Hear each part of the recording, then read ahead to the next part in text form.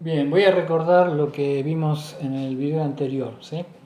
Recuerden que si tengo un f grande, un campo vectorial en omega, un abierto, entonces si existe una función f chiquita tal que el gradiente de f es el campo vectorial f grande, entonces f se dice conservativo. La función f chiquita en general se conoce como función potencial, ¿sí? O sea, si el gradiente de la f o de la función potencial es el campo vectorial f grande, entonces f se dice conservativo. Bien, lo que vimos anteriormente, esta es la definición general. El omega puede ser un abierto de R2 o de R3. ¿Sí? En R2 vimos condiciones necesarias y suficientes para que, dado un campo, el campo sea conservativo o que exista una función potencial. En R2 el primer teorema es el siguiente. Si vimos que si teníamos un abierto en R2 y escribía el campo de esta manera, con las FI con derivadas primeras continuas, y si suponíamos que era conservativo, entonces se tenía que cumplir esta condición de derivadas cruzadas. Tenía que haber esa igualdad de derivadas cruzadas en omega. Y la condición era casi suficiente, es decir, si se cumplen estas condiciones, ¿sí? Como te digo ahí, si se cumplen estas condiciones, y pido una condición sobre el omega, que era el abierto R2, que era simplemente conexo, ¿sí? Entonces existe una función potencial o, dicho de otro modo, el campo es conservativo. Recuerden que simplemente conexo era un abierto básicamente que no tenía agujeros y que estaba conectado. ¿Sí? Esto todo lo vimos en la clase, en el video anterior. Lo que voy a hacer ahora, y esa es la pregunta que está abajo, es en R3, ¿cómo son las condiciones? O sea, esto es para R2, estos dos teoremas. ¿Cómo es en R3 estos mismos teoremas? Y en R3, primero voy a dar lo que sería la condición de suficiencia, ¿sí? Que es la que indico ahí. Entonces, supongamos que ahora tengo un campo vectorial en el espacio, en un abierto del espacio. Y supongo que las FI tienen primeras derivadas continuas. Entonces, si el campo es conservativo, ¿sí? O sea, si tuviese una función potencial, se tiene que cumplir esta condición que digo ahí, ¿sí? La condición es como más complicada porque es la derivada de la f1 respecto de y, tiene que ser igual a la derivada de la f2 respecto de x, la f1 respecto de z tiene que ser igual a la derivada de la f3 respecto de x y la f2 respecto de z tiene que ser la f3 respecto de y, todo en el abierto donde tengo definido el campo. Parece una condición media difícil de acordarse. Hay una forma de escribirla más simple esto, que es esta que indico acá. Esto es lo que sería un determinante formal, ¿sí? Igual que cuando hacían producto vectorial de vectores, pongo IJK y acá pongo derivada respecto de x, respecto de y, respecto de z y pongo las f's, ¿sí? En ese orden. Entonces, las condiciones estas, ¿sí? Eso se cumple en omega, sí, solo si, cuando calculo esto en forma formal, eso es el vector 0 en omega, ¿sí? Entonces, si uno no se acuerda de esto, esto se acuerda, es más fácil de acordarse, y es exactamente esto escrito. Fíjense, si toman el I, desarrollo por el I, tacho fila y columna, y acá me queda la derivada de F3 respecto de I, menos la derivada de Z respecto de F2. ¿Sí? Y eso es, F2 respecto de Z tiene que ser igual a F3 respecto de I. Es esto que acabo de calcular. La componente en I tiene que ser 0. ¿Sí? Entonces la componente en I es 0 si solo si se da esta igualdad. La componente en J y en K son estas dos que siguen. ¿Sí? Entonces decir que eso es el vector 0 en omega es lo mismo que pedir eso. Entonces ese sería el teorema análogo, pero en el espacio del teorema que vimos antes, del teorema 1 de recién. Por ejemplo, si ahí doy un ejemplo de una F1, F2 y F3, ahí tienen coseno de x y z, las tres, pero tienen como rotado. La F1 tiene el IZ, la F2 tiene el XZ y la F3 tiene el XY. Si uno hace la cuenta, ¿sí? Usando esto, usando eso, da lo mismo. Acá estoy desarrollando el I, F3 respecto de I, ahí está, F3 respecto de I, menos F2 respecto de Z, ahí está.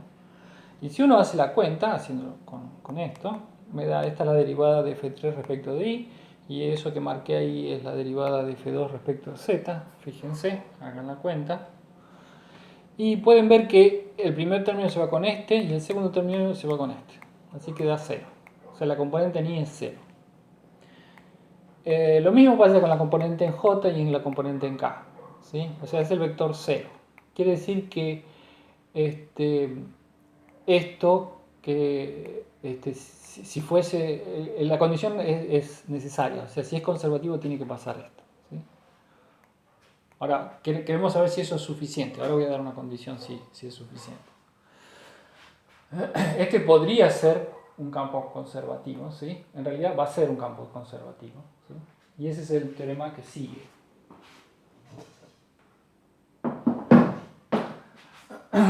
El teorema es casi muy parecido al anterior.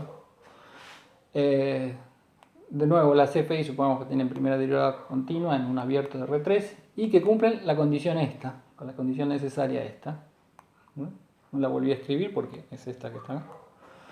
Entonces, antes en R2 pedía que el omega fuese simplemente con eso. Bueno, la condición en R3 es más complicada, pero básicamente si el omega es o el espacio o un paralelepípedo abierto, ¿no?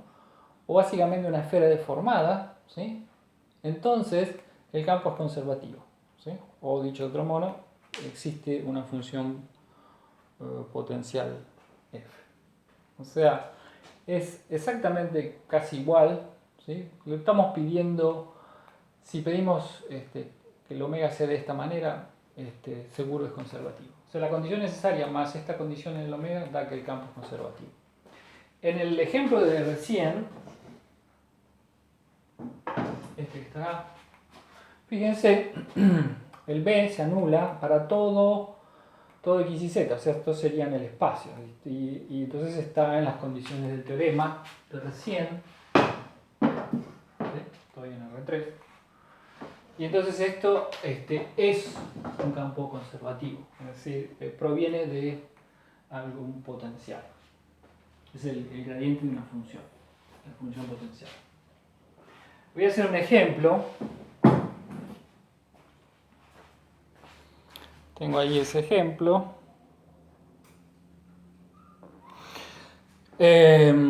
Supongamos que yo tengo la f 2xy más j más 3z cuadrado k. ¿Sí? Si uno hace las cuentas, cumple la condición necesaria. ¿Sí? Y eso vale, no tiene problemas de derivadas ni nada, en todo el plano. O sea, cumple la condición necesaria en todo el plano. Entonces, por el teorema de recién marqué, ¿sí? Existe una función potencial, porque el omega es R3. Entonces la pregunta es, quiero hallar la función potencial, ¿sí? Dicho de otro modo, quiero hallar una f cuyo gradiente sea la f grande. Bueno, entonces para hacerlo, la forma de hacerlo es simplemente decir que, bueno, si yo voy a tener una función f cuyo gradiente es la f, de este lado pongo la f, que es esta, y de este lado pongo la definición de gradiente. Es f de x más f de y, f de z. Entonces empiezo por la primera ecuación. La primera ecuación sería igualar la componente en y. Entonces ahí tengo 2x es igual a f de x. Muy bien. Esta es la derivada respecto de x. Si no puse el x y z para no poner tantas variables. Entonces 2x tiene que ser la derivada de la f, que no sé quién es, que es la que quiero averiguar, respecto de x. La derivada de la f respecto de x. Entonces yo integro esto respecto de x. Si esto lo integro respecto de x es x cuadrado, si integro respecto de x me da la f. Pero hay una constante, hay que sumarle una constante, Y la constante, en realidad, hay que tener cierto cuidado ahí. Cualquier función de y de z actúa como una constante, porque si yo derivo esto respecto de x, ¿sí? Este lado me da f de x, esto me da 2x, pero la derivada respecto de x de esto da 0, porque no hay un x ahí. Entonces, esta identidad indica que la f es de esta forma. Es x cuadrado más una función g desconocida por ahora, pero de dos variables, de y y de z. Ahora, quiero averiguar quién es la g, entonces voy a usar la segunda ecuación, es decir, lo que tengo en j. Entonces derivo esto, ¿sí? Acá está la derivada respecto de y en j. Entonces derivo esto respecto de y, que sé que es 1, fíjense, es 1. Y la derivada respecto de y, de esto se fue, me da la derivada de g respecto de y en iz. Entonces me queda la ecuación 1 es igual a la derivada de g respecto de y en iz. Entonces integro esta ecuación respecto de y. Eso me da que la g de iz es la integral de esto, que es y más, ahora otra vez la constante. Ahora tengo dos variables nada más, no tengo tres, sino que tengo dos. La constante es una función de z, porque cualquier función de z derivada respecto de y da 0. Entonces, mi función g, que es desconocida, es de esta forma. Es y más una función h de z. Ahora la h otra vez es desconocida, ¿sí? La g la tengo escrita así. Y ahora voy a averiguar quién es la h. Y uso la tercera ecuación. La tercera ecuación sería, acá puse la g, acá, en la ecuación inicial, para que quedara. Entonces me queda x cuadrado más la g, x cuadrado más la h más, y más h, es la f. Entonces la f ya la tengo armada casi, es x cuadrado más y, más una función solo de z. Y para encontrar quién es la h, uso la tercera ecuación y derivo respecto de z. Derivada respecto de z, esto es 0, esta es la derivada respecto h respecto de z. Y la f respecto de z es 3z cuadrado, como indico ahí. Conclusión, la función h, integrándola en z, me da que la h de z es z al cubo. Entonces, la pongo acá y me queda que x cuadrado más y más z al cubo es la f. Esa debería ser la función potencial. Efectivamente, si uno hace la cuenta, el gradiente de esto les da exactamente esto. ¿Sí? Fíjense, la derivada respecto de x da 2x, la derivada respecto de y da 1, y la derivada respecto de z da 3z cuadrado. ¿Sí? Entonces, aplicando este razonamiento puedo encontrar la función potencial. En general, este método sirve para encontrar la función potencial.